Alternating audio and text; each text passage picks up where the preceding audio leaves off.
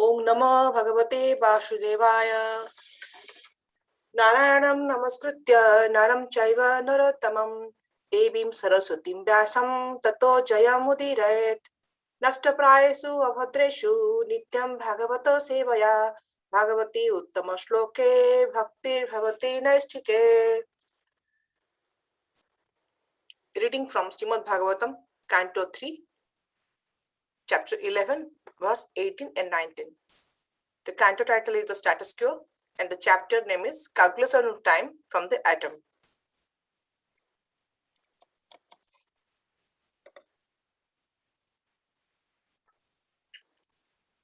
Maitreya Uvacha Kritam Treta Dvaparam Cha Kalischete Chaturyugam Dibbe Dvadasha Virvarsaihi Savadhanam Nirupitam.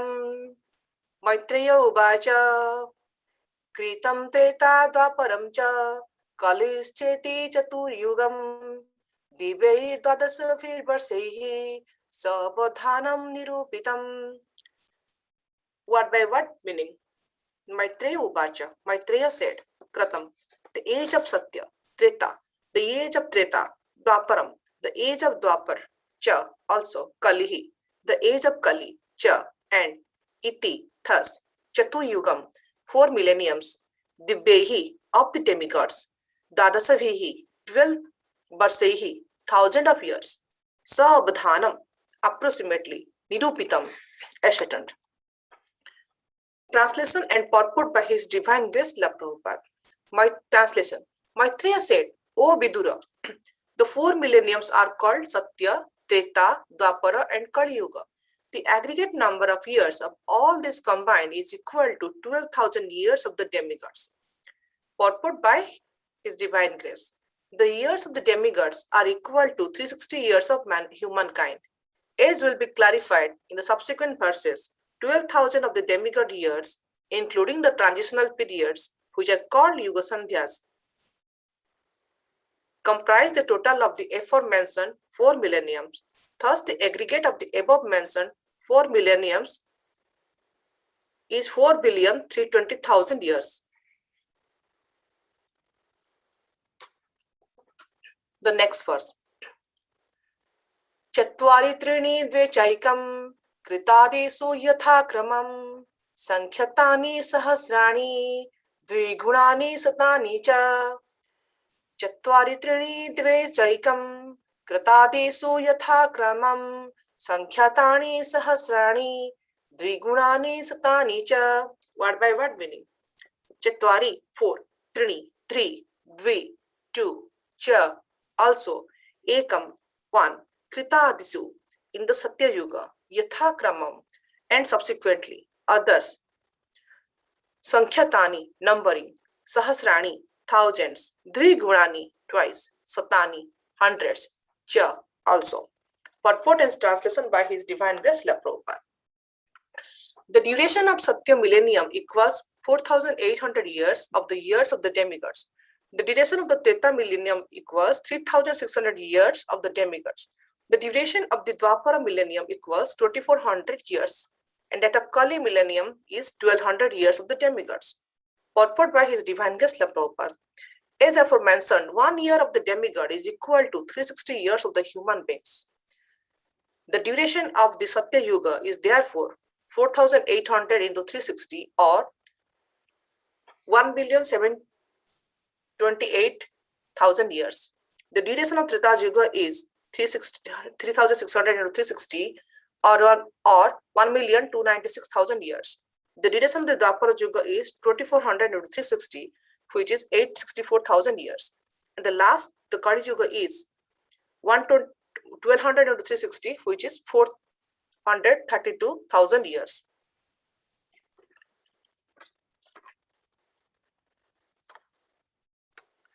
ओम अज्ञानं तिमिरान्धस्य ज्ञानाञ्जनशलाकया चक्षुरुन्मिलितं येन तस्मै श्रीगुरवे नमः.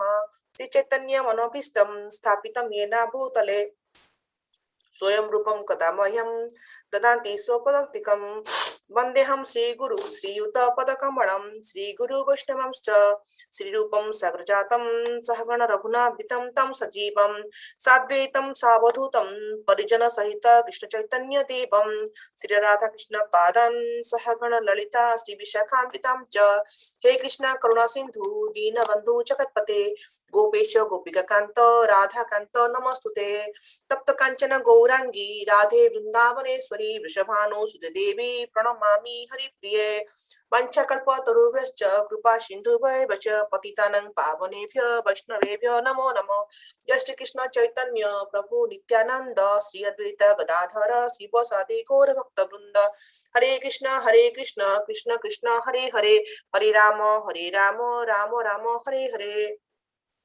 Rajara Nivasaya Nityaya Paramatmane Badabhadra Subhadrabhyam Jagannathaya Te Namaha.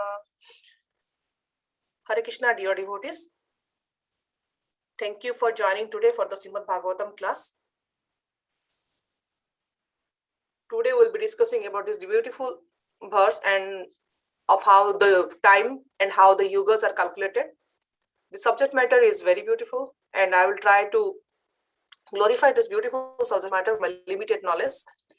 So I need all your blessings and guidance to do this beautiful service. So let's go deep into this verses. Here we see that this particular chapter, the calculation of time from the atom, gives an intricate detail about how the time is getting calculated from the atom, with a reference to the sun. And then later Maitreya is Vidura is very much interested about the Kala aspect, about the time aspect. So Maitreya also is a very learned sage, and he is explaining Vidura ji very nicely about all these details. Now, if you see here, in the purport, Prabhupada very diligently has explained about how the timing is calculated, how the timing in this material planet and how the time in the spiritual planet, how they are different, and there are how there are different yugas are there, how the yugas timings are getting reduced, and how a year of demigod is equal to 360 years of the humankind in the earthly planet. So if you see here, Prabhupada has described in the purport earlier that 1 year of the demigod is equal to 360 years of the humankind, and it is written in Srimad Bhagavatam and in the Vedas also about the timing of each of the yugas. If you see here, there are four yuga cycles goes on. One is the Satya Yuga, then is Treta Yuga, then is Dwapara Yuga, then Kali Yuga. Is this yuga has different their characteristics different about the culture, about the social and economical aspect, about how the human beings behave in that period, and the austerity, the religion, the truthfulness, everything changes as the yuga proceeds to the next yuga. So to start with, the Satya Yuga is Prabhupada has explained in the purport, and it is written in the Vedic text. It is 4,800 years of the demigod, which is equivalent to 1,728,000 of the human years by calculating by multiplying 360 over here. Then comes the Treta Yuga. After Satya Yuga's end, Treta Yuga starts. Similarly, Treta Yuga is also here. If you see in the table here, that is 3,600 years of the demigod. And here again in the human years, if you see here, this is 1,296,000 of the human years. Next comes the Dwapara Yuga. In the Dwapara Yuga, it is similarly 2,400 years of the demigod. And if you calculate, it becomes to 864,000 of the human years. Then comes the Kali Yuga, where we are now sitting down here. Then it is 1,200 years of the demigod. Then we see here 432,000 of the human years. Now sometimes we see that like people say that Kali Yuga is coming to an end, this year, this next year, this 2020 or 2030 or something like that. They keep on telling that the Kali Yuga is going to end here. Now if you see this chart here, we see that Kali Yuga is going to be 432,000. And now if we see here, we can tell them that whatever they are speculating, that is totally a speculation. There is nothing like that. It's a long way to go, and because there will be more anarthas yet going to come. And as a devotee of Krishna, we should always surrender to Krishna, so that we don't carry it away with all these anarthas, and all the other kind of emotions. Now, if we see this, all these 4 yugas together, they call it a Dibya Yuga or a Chatur Yuga. They call it a Chatur Yuga. Basically, 4 yugas together. So 4 yugas together, if we mix the years of the demigods, they come to the 12,000 years of the demigod. Similarly, if we compare them to the human years, that becomes 4,320,000 of the human years. Now, in one day of the Brahma is called a kalpa. Then the 1,000 Chatur yugas come. Now, here in Bhagavad Gita, Krishna says, in 8.17, Krishna says, Sahasra Yuga Paryantam Aharyad Brahmana Viduhu Ratrim Yuga Sahasrantame Ho Ratra Vidho Janaha. That means, by human calculation, 1,000 ages taken together from the duration of Brahma's one day, and such is also the duration of his night. So, if you go to the chart again, so Brahma's one day is 1,000 cycle of the yugas, which becomes here, if we multiply here by 1,000, this becomes 4,320,000 human years. Again, Brahma has a night as per the Bhagavad Gita. Again, 1,000 cycle of Chatur Yuga goes. That becomes again same 4.32 billion human years. So now this 2 kalpa becomes one Brahma's one day and night, which is called Ohoratra. So that totally calculates to become 8.64 billion human years. Now 1 year of the Brahma is have 360 days and nights of such Ohoratras. So that totally together, if you multiply by 360, it becomes 3 trillion, 100 billion and 400,000 of human years. Now these 4 yugas rotating 1,000 times comprise one day of a Brahma and the same number of comprising one night, and Brahma living by these 100 years like this, and then he lives. So these 100 years by earth calculated as per the above chart becomes to 311 trillion and 40 billion earthly years.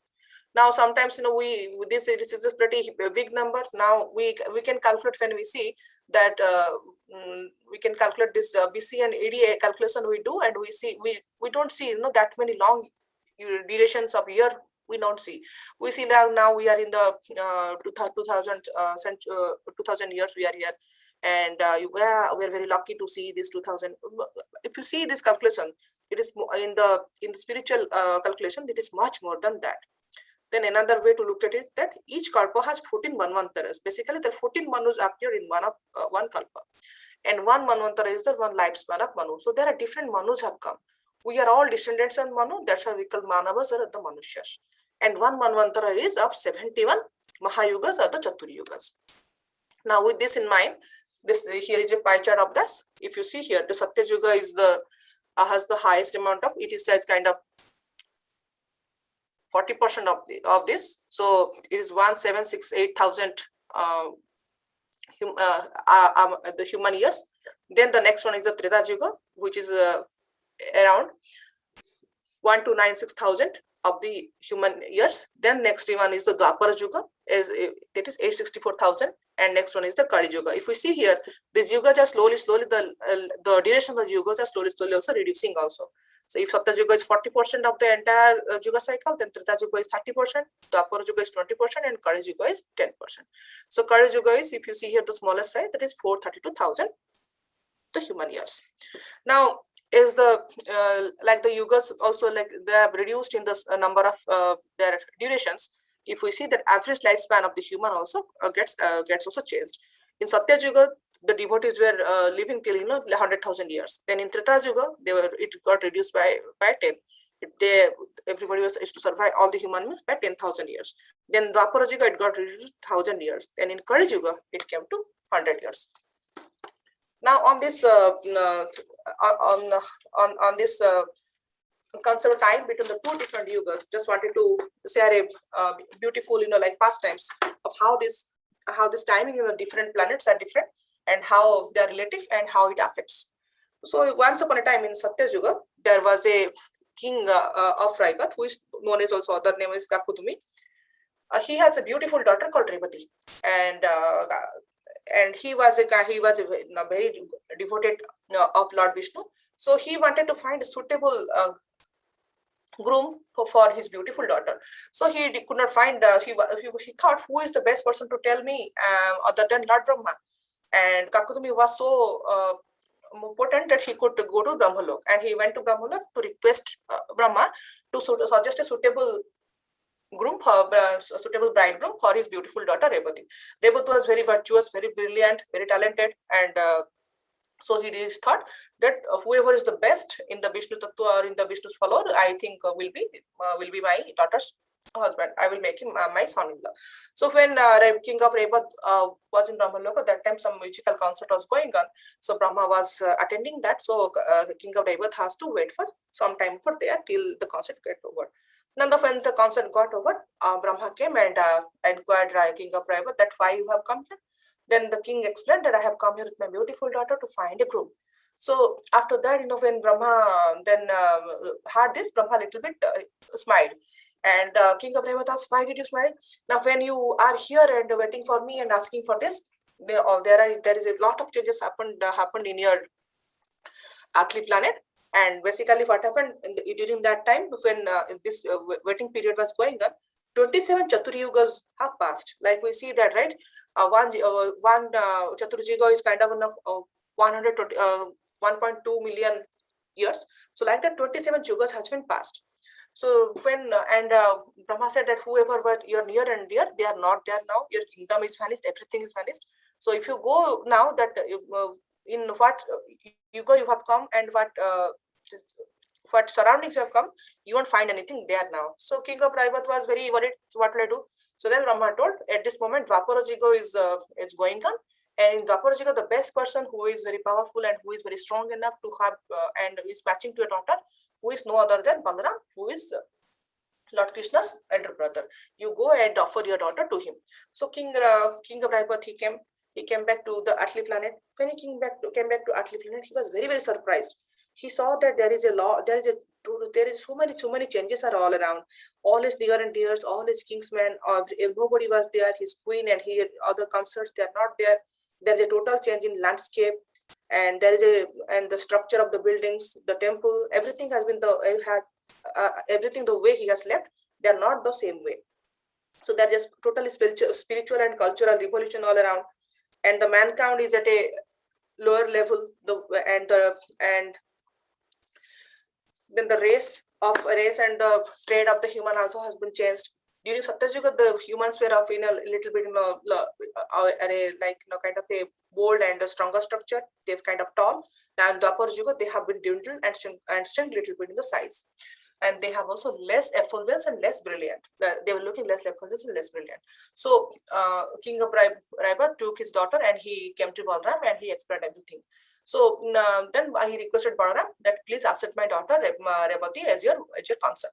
So now, as we discussed, that in Satyayuga the stature of the human being were a little bit in a bigger size, like the feet and the hands were longer, and so it happened that Rebati was appearing taller to Balramji. So Balramji, like he is Tauji, we know that he holds a plow in his hand. So he put the plow in Rebati's head, and Rebati got reduced in size so that he is matching to Balram. Then later on, Balram and Rebati got married. So this so just wanted to correlate here how this time frame between the two different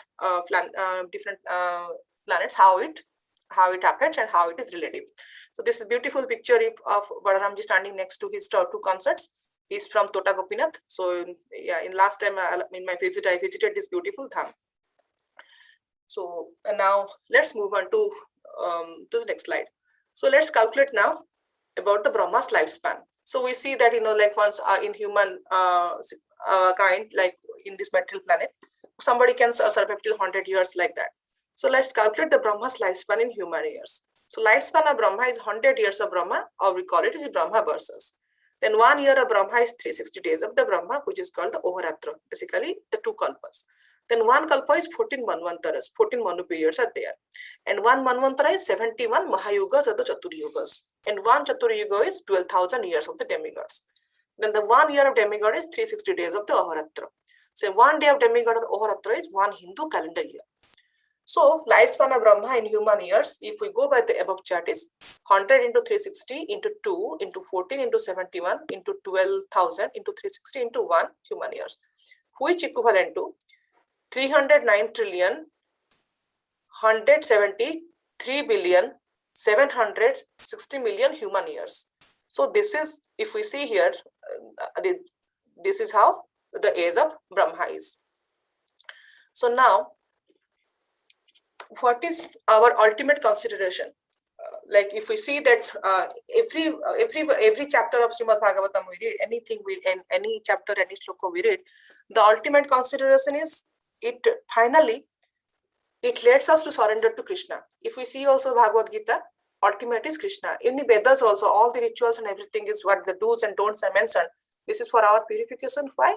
Then at the end we surrender to Krishna and become a devotee of Krishna. So this I was listening to beautiful lecture of Sri Bhakti Charuma Swami Maharaj. Maharaj has very nicely explained that the Vedas are called Apaurusha. Why Apaurusha? Because not a single ordinary Purusha has created it. It is not created by any normal human being. Vedas are given by Supreme Personality of Godhead. The text in Vedas, they always deal with the absolute truth. So whatever is mentioned in the Vedas is always truth and nothing but other than the truth. There might be some contradictions, but they're still absolute because they deal with Krishna, and Krishna is always 100% truth. So there are some contradictions are there, like the normal stool and the cow dung. In Vedas, it is mentioned then the stool is not good, and once you contact with the stool, you become impure. Like we see, if we go to the deity worship, if we happen to touch stool or pass by it or something like that, we take shower again and do it. So nobody likes it. But similarly, but in the other way, there is a cow dung is there. So cow dung is associated with the cows, but it is very, very pure. It is so pure that in the altar area, we clean it with the cow dung. It is considered as panchagabhya also. Like it's so pure. So there are the contradictions are there. Then this and in Vedic civilization, in the Vedic text also it is mentioned that cow dung is very pure, and there are some medical reasons also behind it. It is mentioned to us and it is given to us so many long years back, as we saw earlier. But now the science also is proving that cow dung is very scientifically it is proven that cow dung is medicinal, and there are so many medicines are coming out of it. The entire Ayurveda medicines are using this. So there are so many benefits of cow dung are there. Then next one is the bones. If we see that the bones, if we see any dead person, any dead bones are there, if we touch it again, we think that we are impure and it's not auspicious, and we take bath. So many things are we consider. But there is the conch shell. In the conch shell, in every verse, deity worship, every time we blow it. If we hear that Krishna was holding Panchajanya Sankha, and when the Mahabharata war was going on, if we see the description, every Panchapandava was holding a conch. Conch is so auspicious. The sound vibration coming from the conch shell, basically the scientists have proved now that from sound vibration, lot of small viruses, insects which can damage to the universe, they are also dead. And there is a research also going on, by the blowing the conch shell, the broken ozone layer also is getting fixed. So whatever is mentioned in the Vedas, now the scientists are also saying that yeah, this is true. So we always have to accept the Vedic wisdom for our own benefit. So somebody wants to prove, they want to go ahead and prove, but we know that Vedic wisdom is good for us and it is 100% right. So we have to accept it. So the timing calculation, whatever is mentioned here, instead of doing any research and all those things, we have to accept it. So because at the end we will see after some time that modern science also will accept it also. Now, if when we do math, we prove that, we see that A is equal to A, B is equal to B. We don't go an extra way to prove it. We just accept it. And but with all these things, the ultimate consideration is Samam Vanam. It is the how to proceed to the 10th canto. Basically, what is the 10th canto? 10th canto is the Asraya. The ultimate shelter is Krishna. So if you see that Srimad Bhagavatam, the way it is arranged, like with the creations and then subsequent creations, it is organized such a way that first comes the Sarga, Visarga, Sthanam. Now we are in canto 3, it is Sthanam. Like that, it goes Poshanam and all those things. It goes with Mukti and the Asraya. Mukti is the 9th and the Asraya is the 10th. Now you see here that Asraya is coming after the Mukti. Now we might need to understand here that understanding Supreme Personality Godhead is beyond Mukti. Why? Because we can imagine that if we are a prisoner and in a prison house, and we had that king has come and we had a desire to meet the king. Being a prisoner and we know with the chain, we cannot go to meet the king and talk to him. So what we have to do? First, we have to get freed from our all our wrong accusations and get liberated from the prison, and then do some nice activities, and then we become a normal citizen. Then we can go and meet the king. So similarly, this material planet we are here is considered as a jail, and we have definitely done something in our past life. That's why we are here. So that's why we need to be first purified. Then we have to meet the king. So who is no other than Krishna. So again, the other way to see it is, so beyond liberation is understanding the Supreme Personality of Godhead, who is Asraya. Now the other way to see it is when we are associated with the king or when we are serving Krishna, you don't have to worry about the mukti because you are already serving Krishna. Now our main goal is Aradhya Bhagavan Brajasa Tanaya Tad Dhama Vrindavanam. So what is our main destination? Main destination is to serve Krishna, and he is our main Aradhya Bhagavan. Who is our Aradhya Bhagavan? This is Brajasa Tanaya. Means Brajanandan, in the Braja, the Nandanandan is our ultimate destinations. Now, if we see that each of us, we are children of Krishna. Krishna, who is Krishna? Krishna, Supreme Personality of Godhead. He is the king of the all kings. He is the supreme king, and we are all his kids. Now, we are original children of the king. We are not, associated with any prince or any minister or something like that. We are children of the kings. But what is our situation now? We are begging here and there. Each and every person is begging, give me this, give me that, and we want to lord over something, we want to own something. Why we are doing it? We are doing it because we have forgotten that we are part and parcel of Krishna, and our father is Krishna. We are totally forgotten that. So that's why we are in this precarious situation. So with this, Prabhupada also, gives a very nice example. When Prabhupada was going on a morning walk once, he saw a street dog is moving, and this street dog is moving, and he just running here and there to get little food over there, and his body is very fragile. He's not in a good condition, and outside small kids are going and they're throwing stones at him. So looking at that, Prabhupada very nicely explained between the difference between the street dog and a dog who has a owner, who has a pet dog, basically who has a owner. Basically, Prabhupada explained that for this little food, how this dog is running here and there, and whereas if you are a pet dog and you have master, you are so happy. The master comes with the biscuits for you, with the milk for you, and feed you, and he takes you for a walk. And sometimes if you are pretty lucky also, if you see in America here, the owner takes the dog in a car, and he makes them well fed and takes good care of them. So Prabhupada here told that, see that if you consider a devotee, the devotee is kind of these pet dogs, because we have a master. So we are not worried because the master is going to take care of us. But the non-devotees who are not having who are not bhaktas, they're kind of a not devotees, they're kind of a street dogs. They are wandering here and there for a little bit things. But we as a devotee, we are kind of fixed because we have a master. So now we have an option whether we have to accept a master or we don't have to accept a master. So the option is that Krishna is our master and he is our well-wisher. And in that, we don't have to wander in this material world. And our ultimate goal of life is to become a devotee of Krishna. So whether it is, so now if you see that in Brahma's lifespan of so many years, his day starts with meditating and then doing the devotional service of creating. So when he does the creation, today we are either in an insect body, he puts us either in an insect body or and later on he puts us in a tiger body, or later he can put us in a human body. So with all these changes of the bodies, our goal is how to get out of the cycle and go back to Godhead, to our eternal Father, because our Father is waiting for us over there. So for that, we have to do some devotional service, we have to surrender to Krishna, and we have to follow the guidelines which Prabhupada suggested us, the 4 principles which Prabhupada suggested us, and to read Srimad Bhagavatam and Bhagavad Gita every day, so that we will be coming out of this yuga cycle. So with this, I would like to end today's discussion here. Thank you so much. Srila Prabhupada ki jai.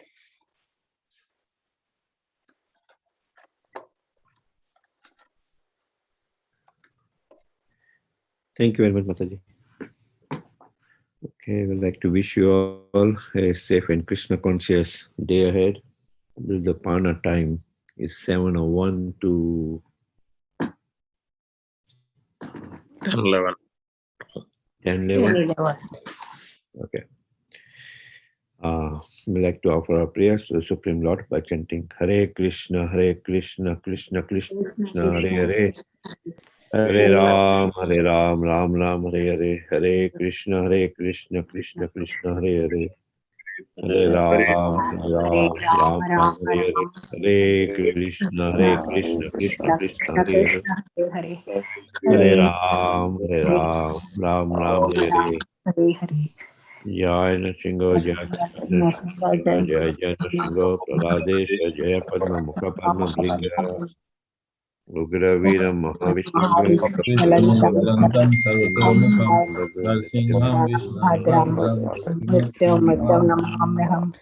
Nrsimha Bhagwan ki Jai, Prahlad Maharaj ki Jai. Offer our humble obeisances to the lotus feet of all the assembled devotees. One chakra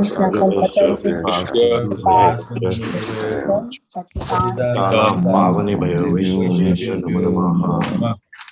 Vaishnavya ki Jai, Jai Lord Srimad Bhagavatam ki Jai, Srila Prabhupada ki Jai, Gol Premanande. Thank you so much, sir. Prem Sarovara Mataji. Thank you, everybody. Hare Krishna. Hare Krishna. Hare Krishna. Hare Bol. Thank you, everyone. Hare Krishna.